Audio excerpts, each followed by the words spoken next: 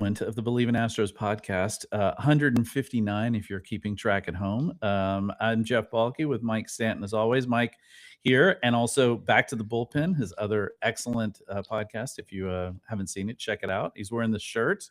Yeah. Yeah, very, very good. Loads of information, and like every day, basically. We are. Yeah, We that's are. Actually, thank you for bringing it up. Yeah, we are on the Locked On MLB channel nice. on YouTube. You can also find us on Spotify and Apple. Anywhere you find your podcast, we'll be on there. Same. But you have to go through that channel. You have to go through the Locked On MLB channel. That's where you would subscribe, and then our podcast is inside that channel. So look us up. A little bit different than what we're doing here. Mhm. We're kind of doing stories, news, and notes from all over Major League Baseball. That's awesome. So yeah, we're having a good time with it. It's just started a few weeks ago, but hey, tell everyone I need as many subscribers as we can possibly get. Yeah, ditto. Here too, absolutely. Here too. Yes. What I said. Yeah. Yeah. So absolutely. That no, it's So it's hit actually rewind. Same thing for Bleav in exactly. Astros. It's exactly. I'll tell you something too. Baseball, the beginning of baseball is always so much fun. The beginning of the year is such an interesting time, and so intriguing with all of the storylines and Right. everything. And the thing about baseball that's so different from other sports, there was I started following this TikTok. It's a woman on TikTok.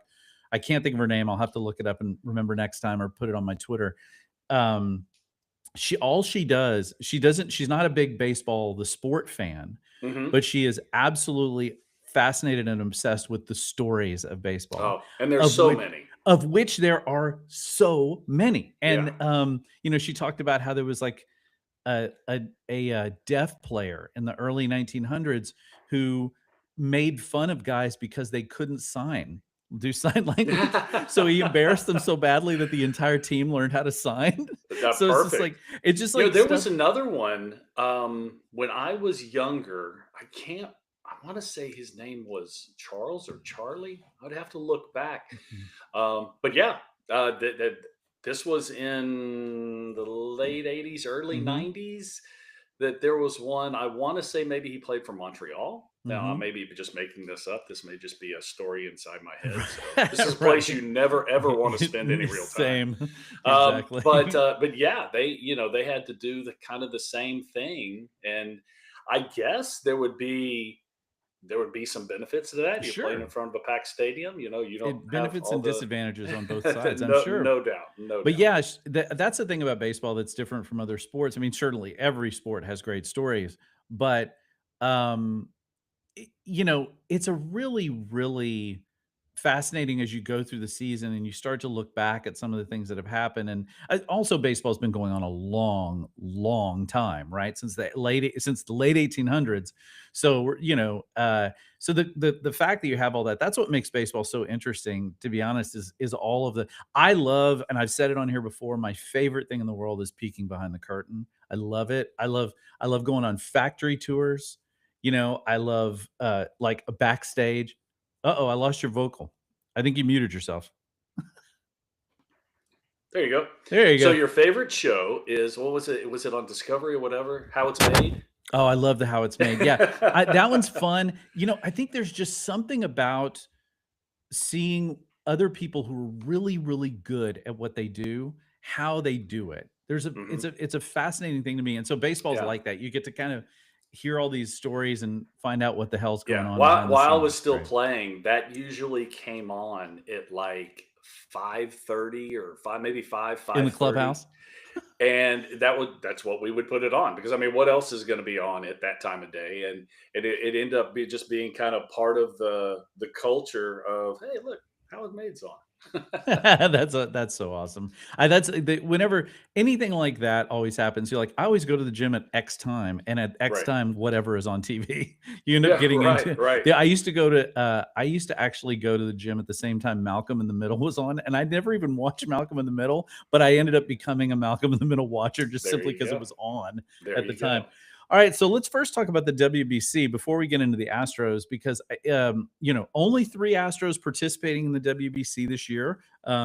technically Tatsuya Imai is on the Japanese team, but he will not be pitching, which I Okay. think is music to all Astros fans' ears. The only three guys that are playing are Jeremy Pena, who's playing for the Dominican Republic. Actually, had a really good exhibition last night, He did. apparently. Um, Joey Loperfido. No, wait, sorry. Zach DeZenzo. I get the Italian names mixed up. Zach DeZenzo, who's playing for Team Italy, and Shea Whitcomb, who's interestingly enough playing for Team Korea. Mm. Um, Also, former Astro note, Dusty Baker managing the Honduran team, which I saw the other day, which I thought was kind of cool. So Yeah, yeah, not sure what that connection is. I don't Or know maybe, you know what, either. for manager, you don't have to have a connection. Maybe Yeah, I guess not. he can just do it. They just hire you like soccer teams or whatever. They hire Right, you for whatever. right. A few Astros involved, but honestly, the WBC is just a fun event because it's real stakes for a lot of these guys. They Sure it is. care about winning. And listen, there's going to be Japan is good. Like Japan is Yeah, real good. they're actually in power rankings, they're number 1. Yeah, it's Japan, the USA is number US, 2, I mean Puerto Dominican Rico. Republic number 3. Yeah, yeah. So there's like some good teams in this batch. Yeah, and And it's games in different. Houston. Yeah, I'm sorry. It's different also just simply because, it's one thing to put Astros across your chest. It's Yeah, another thing to put USA across your right. chest No doubt. or whatever team you're playing for. So there's a lot different emotions that go on into this, and it's great to see the passion that these guys. Now, yes, all the organizations are biting their nails and They're like losing the sleep to they're make sure like that no one gets hurt. And the common theme to this whole season, so for this whole WBC season, has been insurance. That you have yes. many players that just simply can't play. One of the really interesting things we saw in the Astros camp when they played Venezuela was that 3 years ago, Jose Altuve was on the Venezuelan team playing against his Astros. Now he's on the Astros team playing against his Venezuelan team. Yeah, although he didn't play last night, right? He just I think I saw that he Yeah. handed out the scorecard.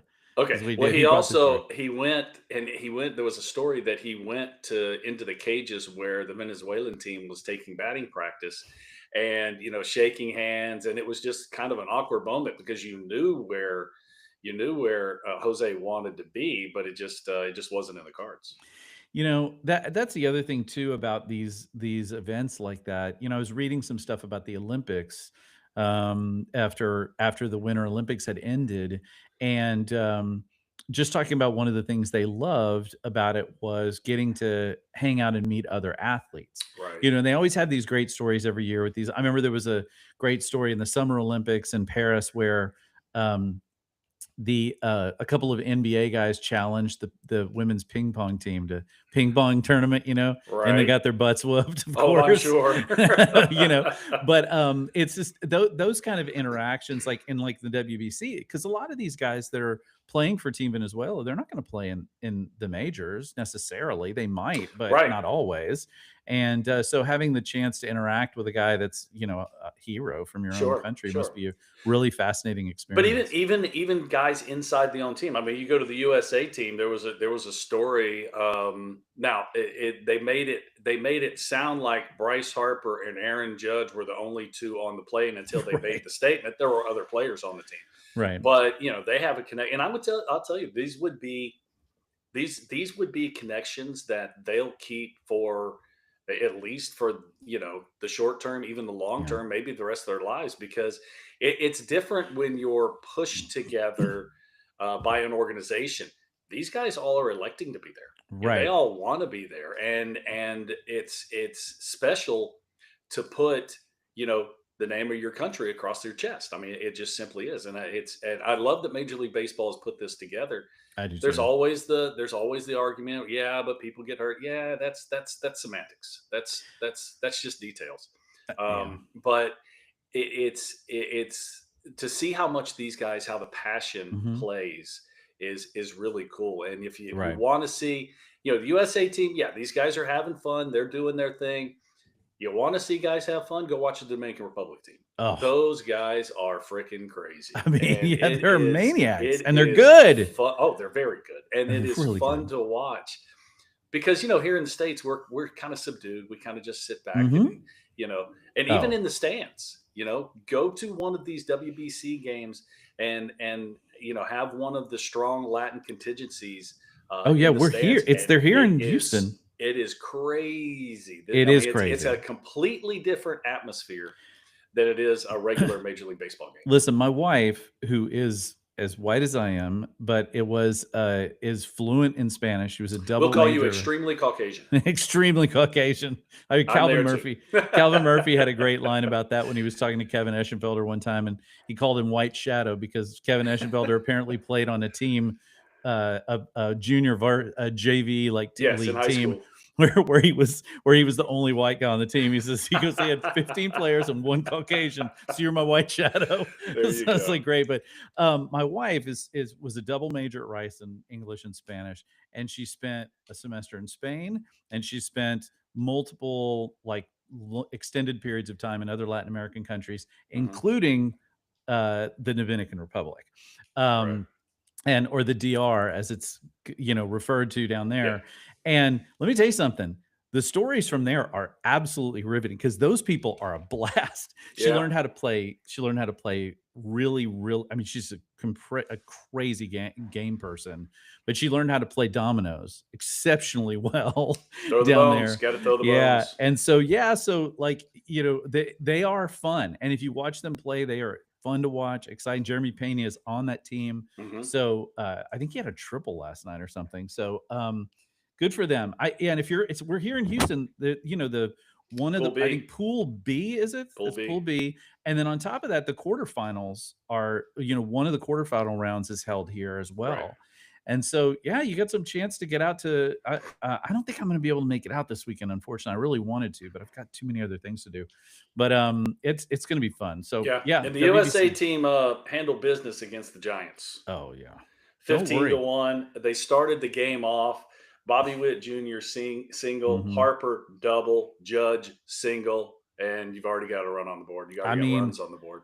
don't worry about USA. Like The crazy the they're gonna put crazy some thing runs is up. the Giants did score a run, and it was off Paul Skeens of all people. He threw three innings, gave up just the one run, but yeah, it shows how much of a powerhouse this Yeah. team is. But like we talked about off the top, the Japanese team Oh is just as stacked, even though well, we may not know all the names of the no, players, or be able to pronounce them. and they're also going for their fourth.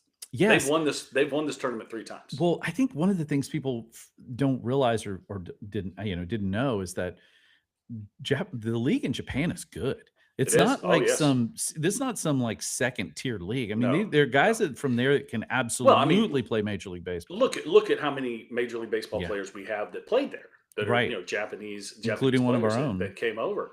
And so yeah, there's definitely high end talent. I think where they fall a little bit short of Major League Baseball is they don't have the depth Right, that the major leagues do. And they have some different rules how many foreign players can play. I know right, Korea is definitely like that. I think they can only South Korea, you can only have three right. non-Korean players per team. That's It wild. does not I mean not just U.S. players, any Anywhere. Yeah. international player. So Well, they have those rules, but and that's just to keep the Korean, yeah, makes the sense. KBO, and the Nippon Baseball League, keep them true to their roots. Well, and also keep churning out players. I mean, they don't get the opportunity if they're going to bring in a bunch of foreign-born talent. Right. It's interesting to me too because like we're at the point now where honestly, if you assembled Asia versus the United States and Canada versus Yeah. Latin America, Right. I'm not sure the U.S. would be able to compete in that world, that group. Well, I think they'd Woo! be able to compete, but But it's not going to be a boat race. That's for woo, sure. absolutely not. It would be a real, and maybe that's a twist that they could put on I'd love to. this tournament, one time around or something. I'd Just love see to how it see is. something like that. Yeah. Put it like, let's see it. Let's put it. The worst would be like, let's get like somebody said the other day, poor Great Britain. That's like poor Great Britain. Like maybe if it was cricket, it would be better for them. That's right. That's Rather right. than let's get them bigger bat. All of a That's right. sudden, throwing the ball in the dirt is a good thing, right? Exactly. Exactly. That's a wicked googly. That's right. So That's right. let's talk about a couple of position battles Hmm. on the Astros.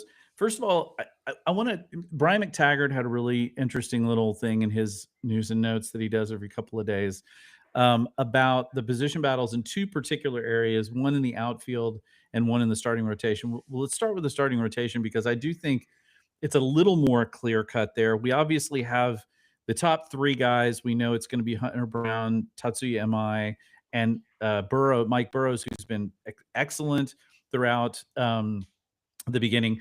We know Christian Javier is likely going to be the fourth Sure. guy. So then you look at it and you say, okay, we have a fifth and probably a sixth, at least through the first 2 months Sure. of the season. Well, Lance McCullers came out and threw the ball real well, hitting it like almost 95 miles an hour with his fastball. You've got Spencer Arrighetti, who hasn't, there's no reason to think he won't come back and be good. He was good Yeah. last year. And you've got a couple of other guys out there. Ryan Weiss, who's looked pretty good in camp, Hmm. and also there are some guys like him who can play in the bullpen as well as starters. And would that Right. be necessarily an option for the Astros to have a flex sort of starter bullpen guy? I don't know. What are your sort of thoughts on where that's going? Yeah, it's it's kind of hard to tell right now, because we haven't seen Christian Javier yet. We have to know. I mean, if we had this conversation, and we probably did have this conversation a couple weeks ago, we probably put Christian Javier in the three hole. Right. But the way Burrows has Mm. pitched, and the changeup is just His filthy, and changeup is it nasty. is a Whew. great pitch, and it's a true equalizer. Hmm. You talk to any good hitter, somebody that's got a good changeup, they don't like them at all. They would rather face somebody with a Really? really good breaking ball than somebody that's got a really good Why changeup. is So that? I think it's just because the deception of the pitch. That even though a Mm. breaking ball is spinning and it's moving, it still, maybe it's a little bit easier to tell it's a breaking ball when a changeup, if thrown Mm. correctly, it looks exactly like a fastball. It's just missing a few mpHs, missing a few feet, and now all of a sudden you're out in front. And there's probably more swing and miss at a Mhm. breaking ball. So unless it's strike three, you get another pitch. Whereas a changeup, a lot of times a changeup is put at play. And so you put the bad swing on the ball, or you put a swing on the ball's out in front. Mhm. Oh, crud. Now it's just a rollover, and now you're out. Right. It's just one of those things. But Burrow's changeup is outstanding. Yeah. So we'll just have to wait and see how it all works out. I like the fact that they have depth, Mhm. and I do not expect us to hear from Dana Brown telling us how good they are in the rotation, because last time he did that, yeah, things kind of fell apart. As soon as you think you've had enough pitching, get another guy, because you don't. Yeah, it's remarkable to me too. Like there was a I was listening to I think Chandler Rome talk about this, saying how they really do in the organizational depth at the pitching spot is pretty significant. I mean, they have a lot of guys. I mean, if you just think about the guys that have already pitched in the majors, like AJ Right. Bluebaugh and guys like that, they have depth, really, Sure. and they're probably going to need it. I mean, history, if history is any indication, but sorting that out is going to be complicated. I really do think they might benefit from a guy in the sixth spot who can throw either out of the bullpen or Sure. And from the that's mound kind of like in the Ryan starting. Weiss, because he's done it Right. both. Now he has been pitching in the KBO, pitched very well over there. Hmm. That's why they brought him. He's in a big league contract. Yeah.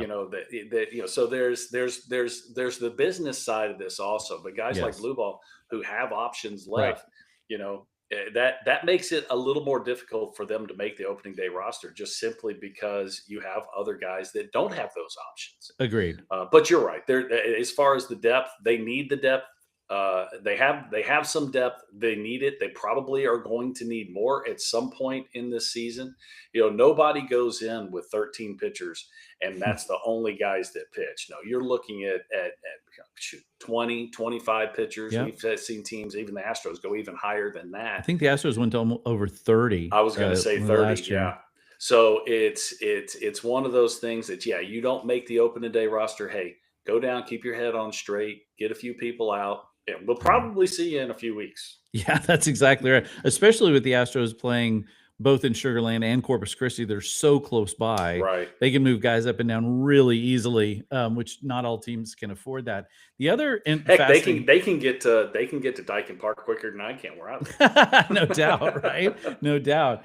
So the other position battle is the outfield. And this is the Mm, one that's shaping up to be probably the wildest position battle that we'll see in for the Astros, because in truth, if the Astros stick with their plan, which is to mainly play Jordan Alvarez at designated hitter, if that is truly their plan, which we don't know if that's truly their plan or not, right. but if that's really their plan, that means they don't have two starting outfielders currently. They have Jake Myers, who's been here and who could, I guess, eventually could get traded, but they're rotating guys all over the place. Sure. They've got Joey Loperfido, they've got Zach Cole, they've got Cam Smith, they've got um, DeZenzo, who's played some time. They've got Taylor Trammell, who's not doesn't have a Hmm. major league contract, but is a non-roster invitee. They have Bryce Matthews has been playing some time in center field and apparently looking quite good there. Right. Um, you've got like 6, 7 guys who you're going to be looking at for these, really probably 2 spots, because we got to assume at this point Jake Myers, unless he gets traded, is going to be your starting center fielder. That's a lot to shake out, and that's also assuming that Jordan's not playing any in left field. You're right. Which you talk to Jordan, that's exactly where he wants to be, and Of course he is. he's actually a better offensive player when he does play a Yep. defensive position. So, he has shortened that gap. A few years ago, uh, when he was in the field, I mean, you're talking, you Oh, know, yeah, MVP completely just different numbers. put his name on the trophy. Right. And he was good when he was in the lineup, but there was definitely a gap. He has shortened that gap some, but he wants to be an everyday player. He wants to play in the field. Right. So I would imagine, uh, and that's not really a guy you want to tick off if you're the organization. So, and Absolutely that's not. not kind of how everything is run nowadays. Now, I think players are appeased a lot more than they used to be, 30, 40, 50 years ago. Yeah. Back then it was, you're playing here and I don't want to hear anything out. Well, that's not how this works. Different generation. You have to treat things a little bit differently. And so I Absolutely. expect to see him in the outfield some. But I think what you're really going to see, everything we just said about the pitching staff, you can say the same thing about the outfield. That I think all these guys aren't just going to get a look here in spring training. It's going to be who's hot is going to play. And when you cool off, we're going to try somebody else, unless you get hot enough that you're doing it for months and months. And now you take the position. And Right. that's really what the organization wants. They want somebody like a Joey Loperfido go out there and make enough contact, drive the ball some, and take over the position, instead of just having this revolving door. But I think here at the beginning, that's exactly what we're going to get. Yeah, I think you're right, and it to me, here's the other thing too. Ultimately, their hand might be forced a little bit with Jordan anyway, Mhm. because they've got multiple guys they're going to need to try and get into this rotation. And let's be honest, assuming everyone's healthy and assuming everyone is sort of playing to their standard of where they have been over the last few years, Right. your best starting lineup has Jordan in left and has Isaac Paredes at the DH. I mean, Sure. that's really essentially, or you play him at second and Jose Altuve is the DH. But that's going to be your best lineup. And so they're gonna, and with barring trades, obviously, which still could happen. Um, they're going to need some time at DH for other players. The Astros were a really good a couple of years ago and prior to that of rotating guys in and out of that DH spot when they needed to Yeah. give them time off and to give them a break. I don't see why they wouldn't do that again. And of course, they haven't ruled it out, but they obviously are really treating Jordan with pretty significant kid gloves right Sure. now when it comes to Sure. that. I understand why, but also, You got to you keep know, his legs under him. I mean, it's pretty exactly. simple. I mean, he had 2 knee injuries. He's had surgery. I know he said earlier in spring, and rightly so. I have never hurt myself. I've never gotten hurt Mhm. playing left field. Yeah. Well, That there's that always a may be first. true, but You you did get have hurt you have running. running, yeah, and that's what you need to do in left field. The interesting thing is with the unfortunate news of Jerison Profar, Oh, and yeah, and right. the potential year-long suspension for PED use. Mhm. It'd be his second offense.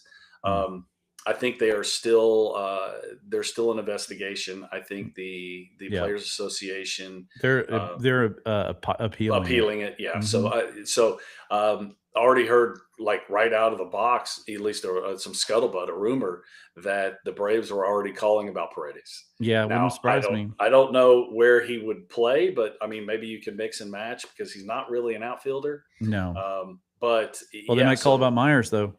that might be true. That might be, that might be how this situation, I don't want to say is rectified, because I don't think even if Predis does go and you Mhm. get something in return, um, you still got a whole bunch of guys that are not established. Unless you get a lefty outfielder, unless you get a left-handed bat in the outfield that's established, Yeah. yeah, you're still gonna be everybody's gonna be out there playing for their Which lives, I which, think. and for the Braves in particular, that wouldn't be the case, because what are you probably gonna get for Paredes? You're probably gonna get a prospect. You're probably gonna Yeah. get, and usually, and that by no way means, is this set in stone.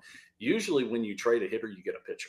That's kinda how it goes back and forth, but that's Yeah. a generality that doesn't have any real weight, but a lot of times that's how it works. No, I think you're right. You might get which probably ends up happening is you get a pitcher and maybe you get a hitting prospect that's down, Sure, lower sure. end I mean, kind of especially for a prospect. guy with the pedigree, with the resume that Paredes has. Yeah, listen, we have plenty of time left in spring training to figure all this out.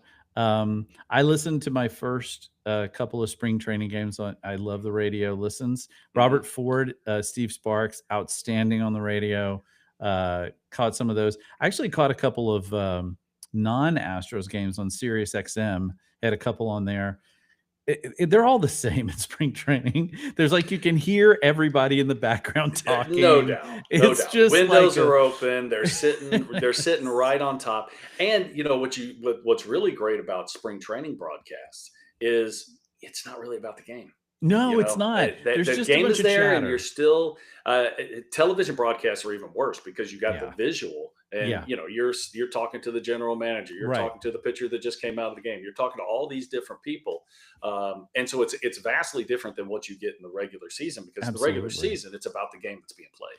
Yeah, the I always loved back in when Milo Hamilton was still doing it. And I like Milo just fine. I was never like a Yeah. huge Milo Hamilton guy, but the thing that would always get me is during the spring training games, how he would basically talk about stuff that was happening in the crowd and then occasionally come back to the game. Like, he'd be Right. like, he'd be like, "There's a youngster out in right field wearing a old school Dodgers jersey, and that's Yeah, ball two on the outside." yeah, there's a It just strike. like that sort of thing just killed me because Yeah. they're just hanging out. Really, is what it Right. boiled down. It was very. If you've never seen the show Brockmire, and I encourage Mhm. people to go out and watch it because it's hilarious. It's similar to Brockmire Yeah. because he's an old, a guy calling minor league baseball games who doesn't really care. and it's kind of like that. It's fun. Now Robert Ford, I will give him credit. The thing about Robert Ford that's fascinating to me is that guy knows a boatload about music because his dad was a professional musician, kind of a Ah, famous horn player actually okay. in New York. And so he has friends in like all these, and so his musical knowledge is incredible. So he'll get into Sure. some of that during kind of like I don't remember who the announcer was. There's somebody in like a very long game where they scored like 10 runs in the first inning and they spent the rest of the game using every line from the song Hotel California as a metaphor for what was on the field, just as a challenge. They're like, well, Man, the pink champagne's on ice, and they're that just is that's deep. That is digging deep into the bag very that's right. early in the season. That's right. It's like he was like, they're just prisoners of their own device out there. It's like just There you go. very, very solid. All right. Well, thanks everybody for joining us. We'll be back next week. Obviously, you can catch Mike on the Back to the Bullpen, the Locked on Astros, during the course of the week, and he and I will be back here for on Bleav in Astros next week to find out if anybody's been traded. Has anyone been injured yet? How did the WBC go? Right. Is it USA, or are we succumbing to Japan yet Yeah. again for the fifth time? All right, thanks everybody. We will see you next time. And as Yeah. always, Check us out. Check us yep, out. Locked on MLB. yeah, do that. That's the channel. Find Back to the Bullpen. Check us out. Hey, love to have you. Absolutely, do it up. And as always, guys, go Astros. Adios.